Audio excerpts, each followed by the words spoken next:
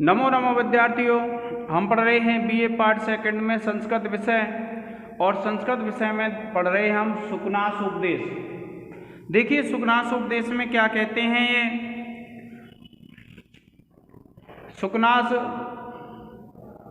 चंद्रापीड़ को उपदेश देते हुए कहते हैं, लक्ष्मी का प्रकरण चल रहा है, प्रसंग लक्ष्मी को बता रहे हैं। पहले भी उन्होंने लक्ष्मी के विषय में बताया था, बता रहे हैं कि कैसी होती है लक्ष्मी, कैसा होता है उसका स्वभाव।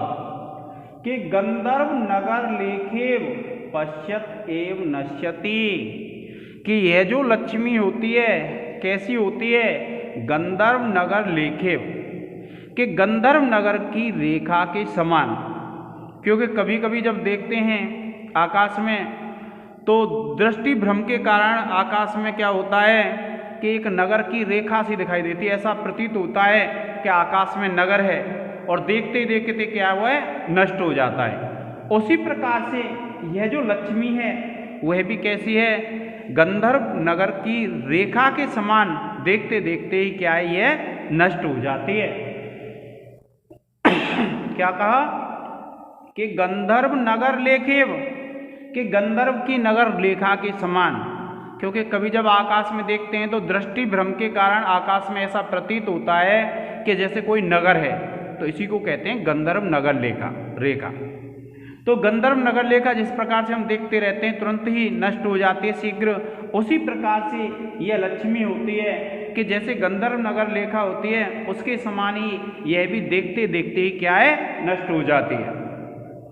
अद्यपि आरूढ़ मंदर परिवर्त आवर्त भ्रांति जनित संस्कारे भ्रमति, कि अद्यपि आज भी आरूढ़, आरूढ़ कहते हैं चढ़ करके, मंदर परिवर्त आवर्त, कि जो मंदर कहते हैं मंदराचल जो पर्वत था, जब क्षीर सागर में समुद्र मंथन हुआ था तो उसमें मंदराचल पर्वत के द्वारा कराया गया था।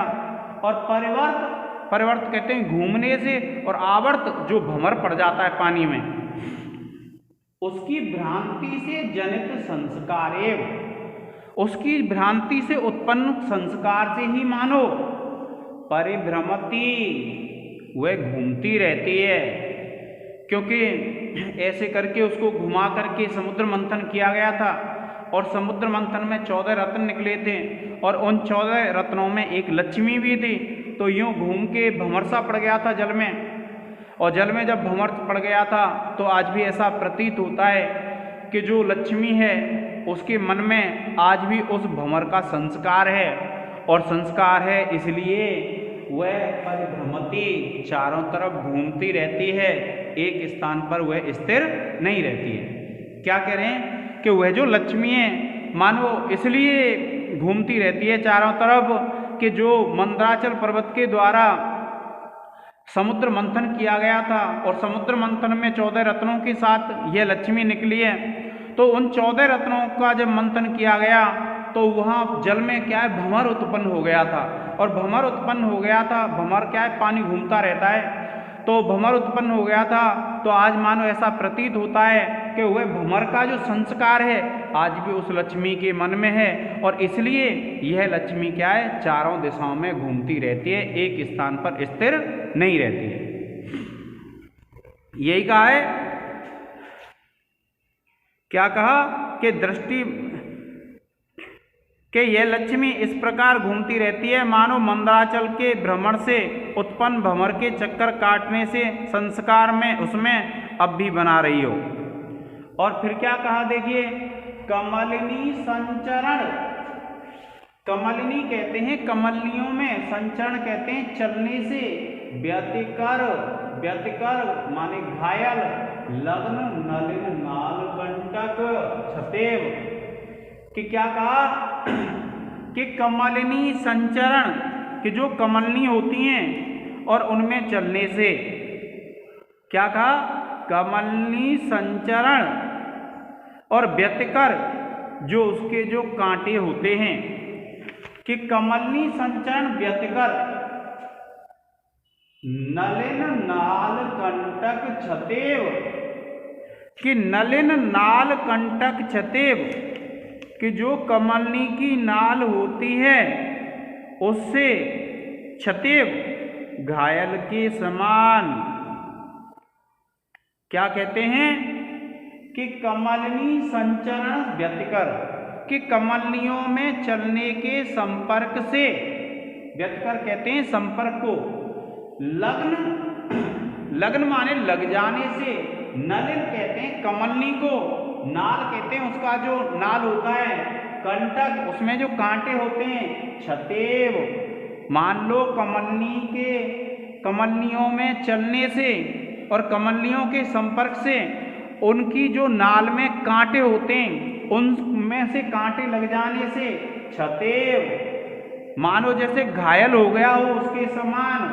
न क्वचित, न माने नहीं, क्वचित माने कहीं पर भी, निर्भरम आवदनाति पदम, निर्भरता पूर्वक अपने पैर को नहीं रखती है। क्या कहते हैं सुकनास के एक स्थान पर लक्ष्मी नहीं रुकती है, तो ऐसा प्रतीत होता है क्योंकि लक्ष्मी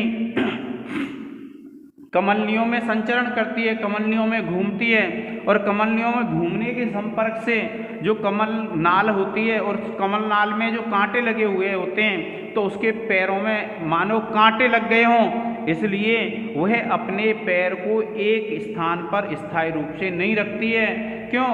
क्योंकि उसका पैर घायल है और घायल पैर को क्या है, निर्भरता पूर्वक धरती में नहीं रखा जा सकता। इसी प्रकार से ऐसा लगता है जैसे कमलनियों में घूमने के कारण से उस लक्ष्मी का पैर घायल हो गया है और इसीलिए वह लक्ष्मी अपने पैर को निर्भरता पूर्वक भूमि पे नहीं रखती है। ये नमा गद्य है विद्यार्थियों, जब आप पुस्तक में देखेंगे तो नमा गद्य है।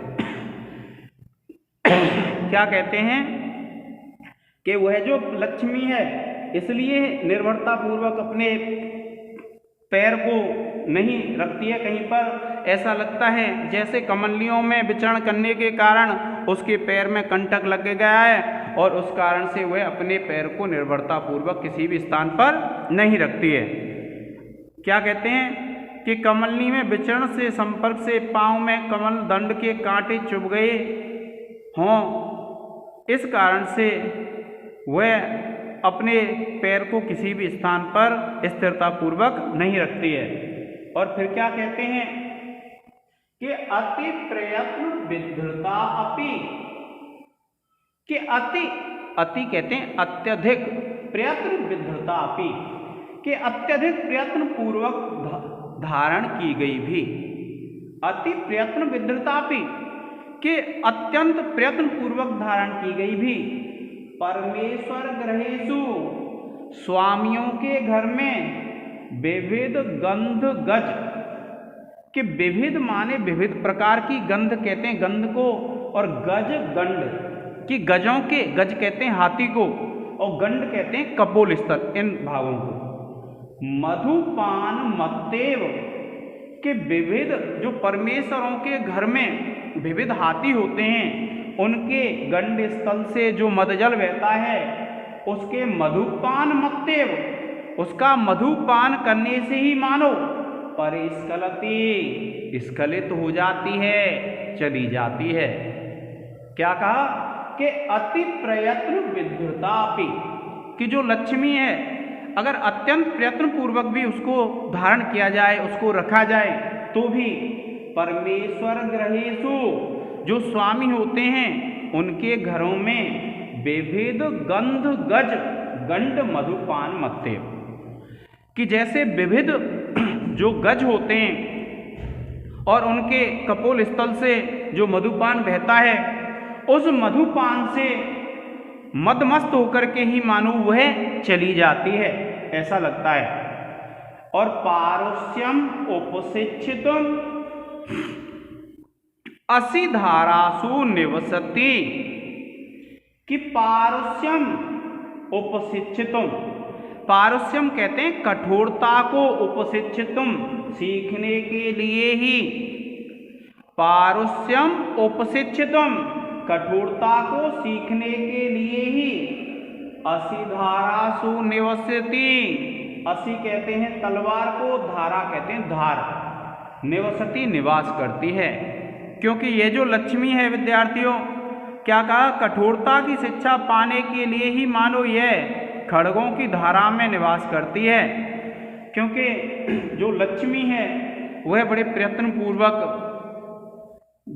रोकी जाती है। पहले भी बताया था कि हजारों जो योद्धा होते हैं उनकी खड्ग मंडल का जाल बना करके, पिंजरा बना करके इसको रोका जाता है।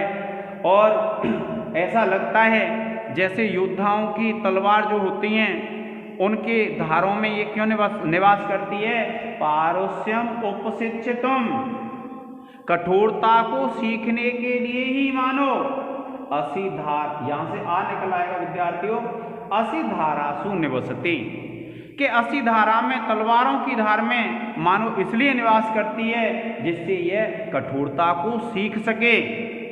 और फिर क्या कहते हैं, विश्वरूपत्वम एव ग्रहीतुम आश्रिता नारायण मूर्तिम, क्योंकि नारायण का विराट स्वरूप होता है, विश्व स्वरूप होता है, तो ऐसा प्रतीत होता है विश्वरूपत्वम एव गृहीतुम, विश्व रूप को ग्रहण करने के लिए ही मानो आश्रिता नारायण मूर्तिम, कि यह जो नारायण मूर्ति का आश्रय लेती है तो मानो ऐसा लगता है कि यह विराट रूप को सीखने के लिए, विश्व रूप को ग्रहण करने के लिए ही मानो नारायण का आश्रय लेती है।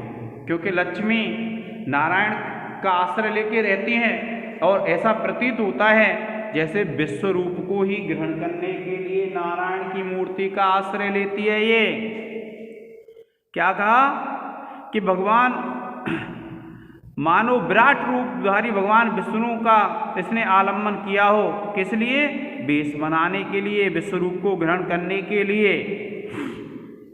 और अप्रत्यय बहुलाच, अप्रत्यय कहते हैं अविश्वास को, कि अप्रत्यय बहुलाच, और अप्रत्यय जिसमें विश्वास नहीं होता है, देवशांत कमलम एव, दिवस कहते हैं दिन को, अंत कहते हैं अंत अर्थात शाम के समय, कमलम एव कमल के समान। अप्रत्यय बहुला क्यों कहा गया है, क्योंकि इसमें विश्वास का अभाव होता है, लक्ष्मी पे कोई विश्वास नहीं किया जा सकता।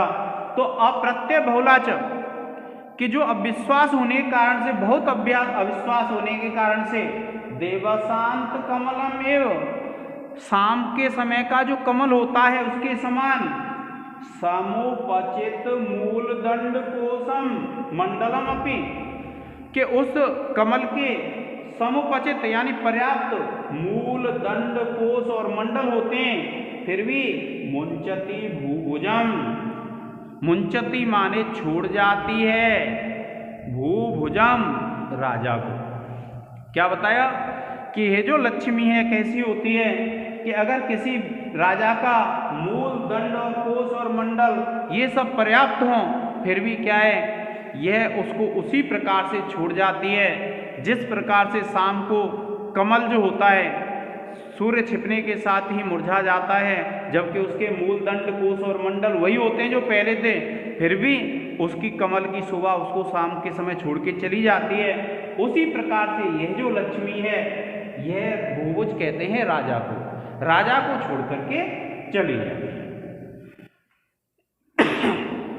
क्या कहते हैं, विश्वास के अभाव के कारण ही अपने समृद्ध मित्र मंडल, कर, खजाना और साम्राज्य आदि के राजाओं के समय पर छोड़कर यह लक्ष्मी उसी तरह चली जाती है जिस प्रकार से विकसित नाल, दंड, कोश और परिमंडल आदि से युक्त आश्रय कमल को शाम के समय छोड़ करके चली जाती है। आप एक बार इसको पढ़ लीजिए विद्यार्थियों।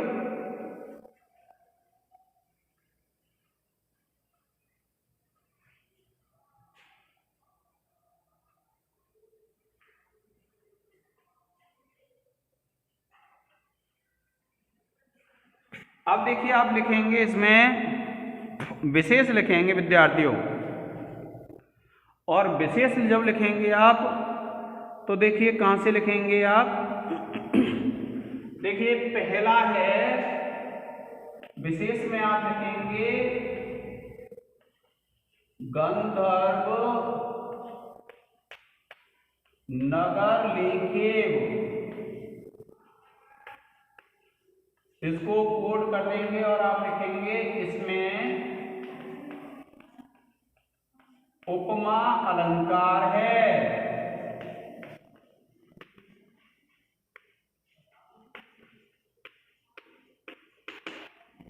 इसके बाद दूसरा लिखेंगे विद्यार्थियों,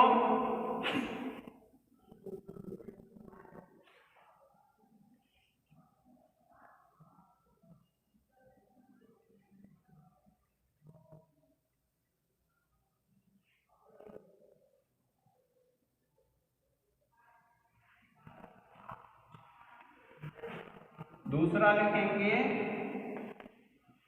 अध्यापी से लेकर के पदम। देखिए ये जो अध्यापी है यहां से लेकर के और इस पदम शब्द तक आप लिखेंगे इसमें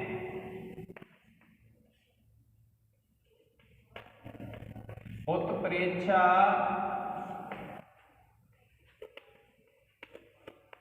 अनुप्रास और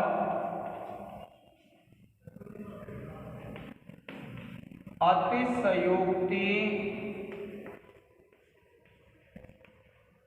अलंकार है।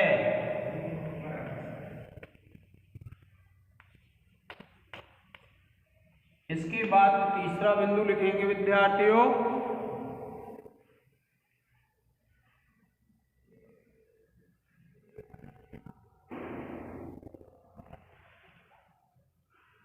देखिए ये अति प्रयत्न से लेकर के और निवसति तक,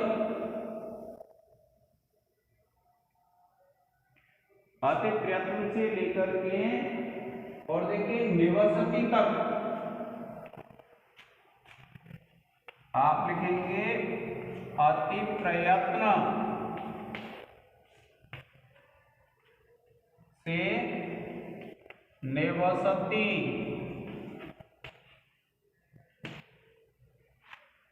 तक, इसमें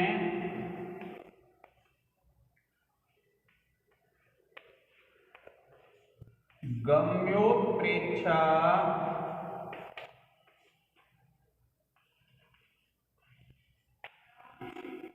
अलंकार है। फिर देखिए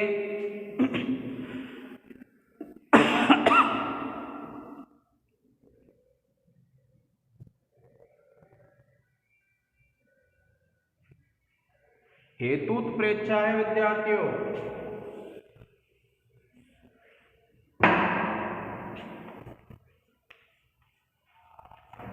हेतुत्प्रेक्षा अलंकार है।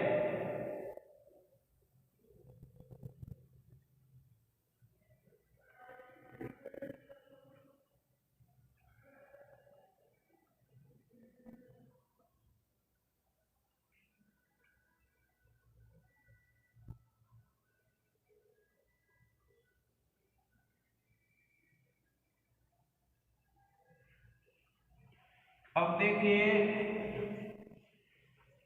विश्व रूपत्वम से लेकर के मूर्तिम तक, विश्व रूपत्वम से लेकर के मूर्तिम तक क्रियोत्प्रेक्षा अलंकार है।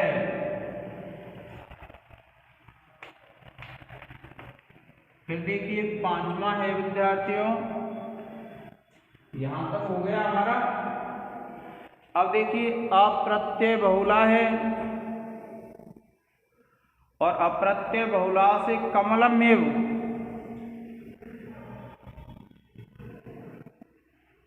इसमें क्या है दिवसांत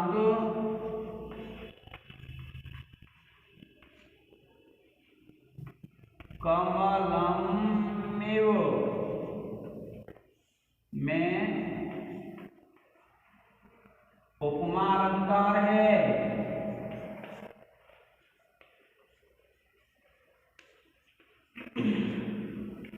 और उसके बाद विद्यार्थियों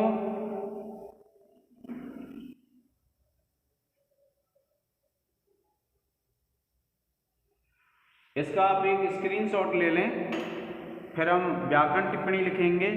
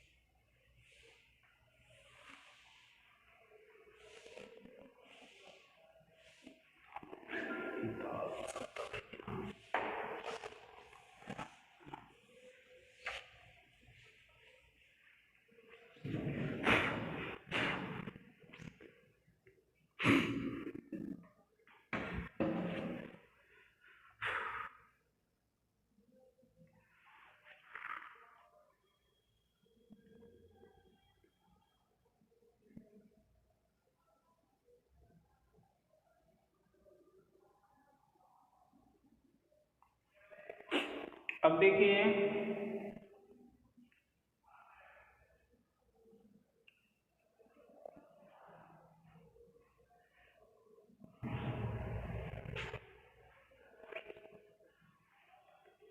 पहली व्याकरण टिप्पणी लिखेंगे हम, नगर लेखेव। आप लिखेंगे नगर लेखा प्लस एव, और संधि लिख देंगे आप गुण संधि। फिर देखिए आप लिखेंगे दूसरी व्याकरण टिप्पणी है, पहली पंक्ति में पश्चात आप लिखेंगे दृश्य धातु और सत्री प्रत्यय। फिर है नश्यति,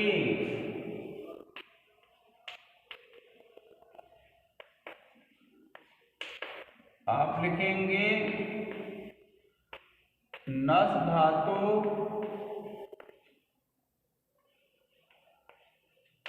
लट लकार प्रथम पुरुष एक वचन।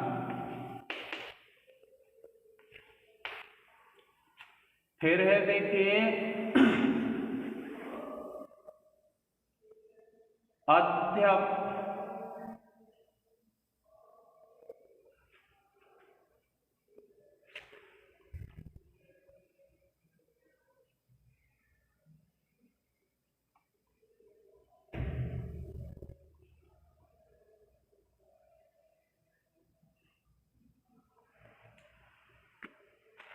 देखिए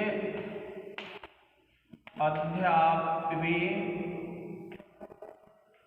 अध्याप्या, रूढ़, या लाघव चिन्ह लगा देंगे। आप लिखेंगे अध्यापी प्लस आरूढ़, और ये लाघव चिन्ह लग जाएगा, आप लिख देंगे यण संधि।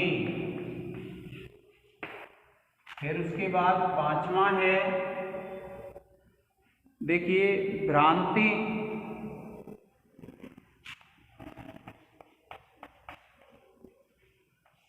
आप लिखेंगे भ्रम धातु प्लस कितिन प्रत्यय। ठीक है, अब फिर है देखिए संस्कारेव,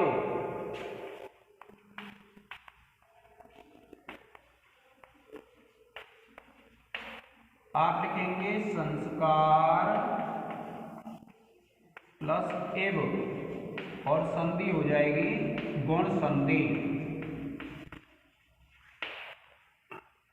फिर देखिए संस्कार के बाद है परिभ्रमति। परिभ्रमति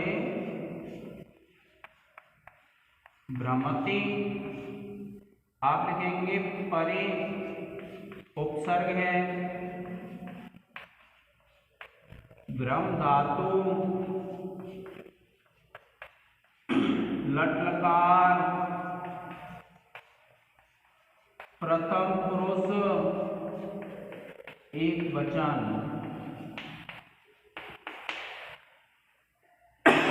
प्रिय विद्यार्थियों, आप इसका एक स्क्रीनशॉट ले लें जिससे हम आगे बढ़ें।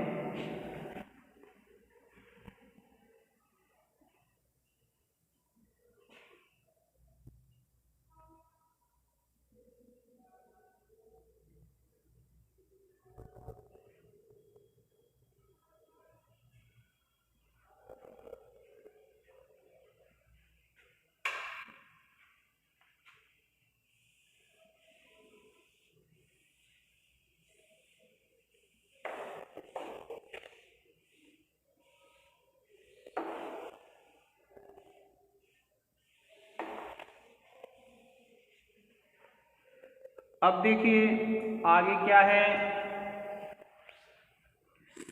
कमलिनी संचरण। तो देखिए 8वीं व्याकरण टिप्पणी है संचरण। आप लिखेंगे सम उपसर्ग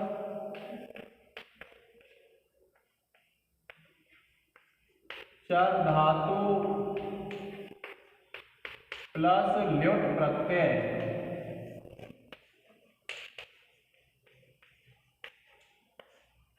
इसके बाद नमी है छतेव।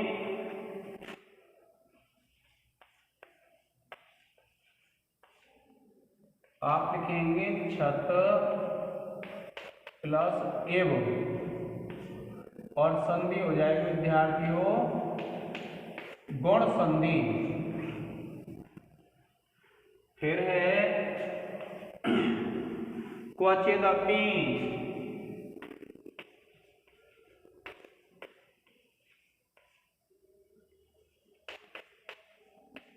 आप लिखेंगे क्वचित प्लस अपि और इसमें हो जाएगी विद्यार्थियों जसत्व हल संधि।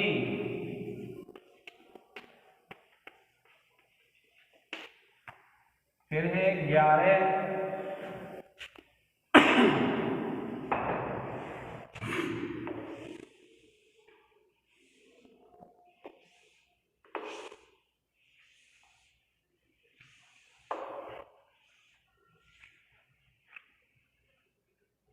अब देखिए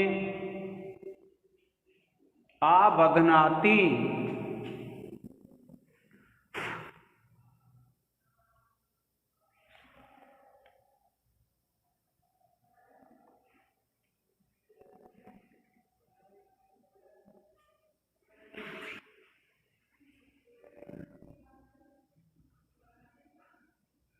अति प्रयत्न विद्धता अपि।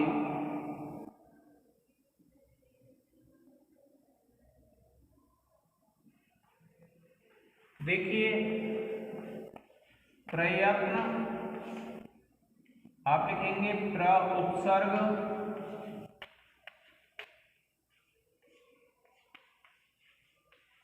यत धातु और नंग प्रत्यय।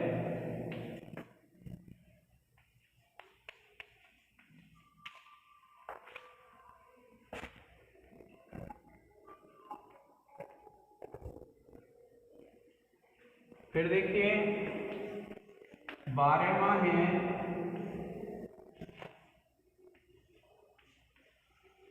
विद्धृतापि। आप लिखेंगे विद्रता प्लस अपि, और आप लिख देंगे दीर्घ संधि।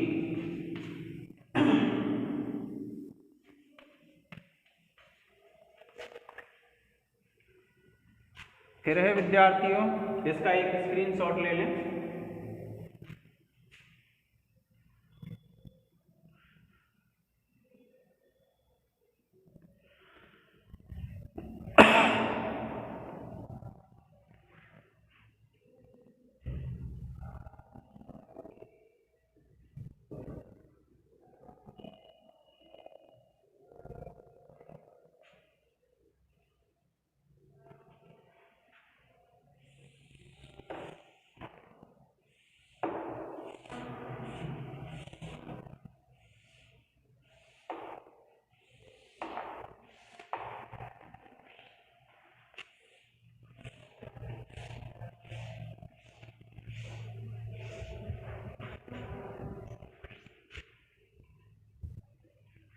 फिर देखिए,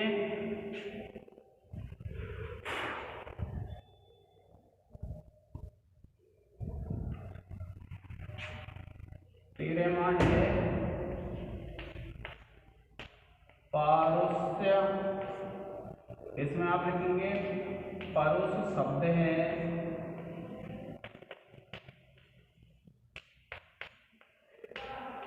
चय प्रत्यय। इसके बाद चौथा है उपशिक्षितुम।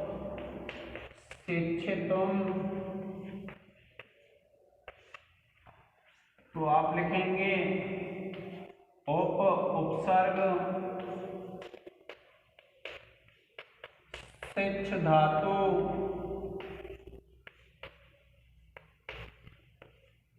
प्लस तुमुन प्रत्यय।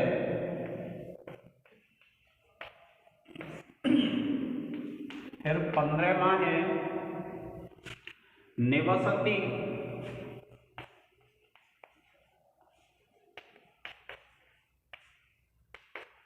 आप लिखेंगे नि उपसर्ग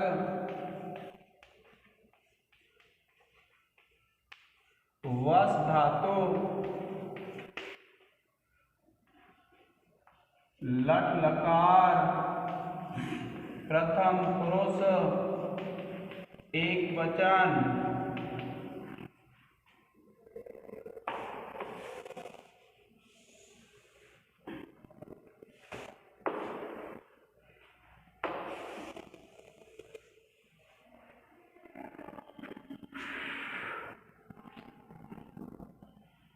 फिर देखिए,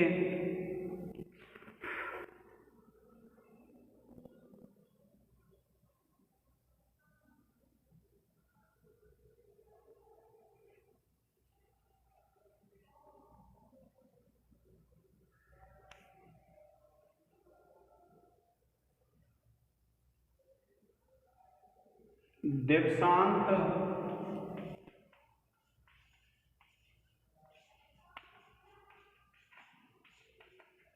आप लिख लेंगे दिवस प्लस अंत दीर्घ संधि। फिर 17वां है विद्यार्थियों मुंचति।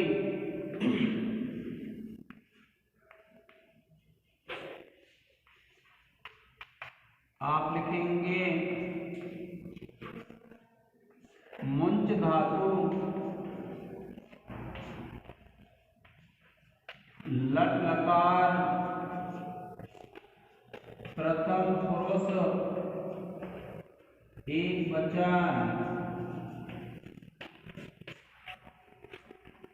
और फिर 18वां है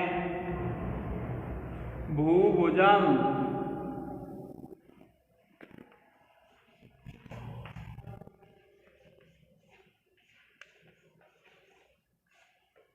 आप लिखेंगे भू प्लस भुज प्लस क्विप।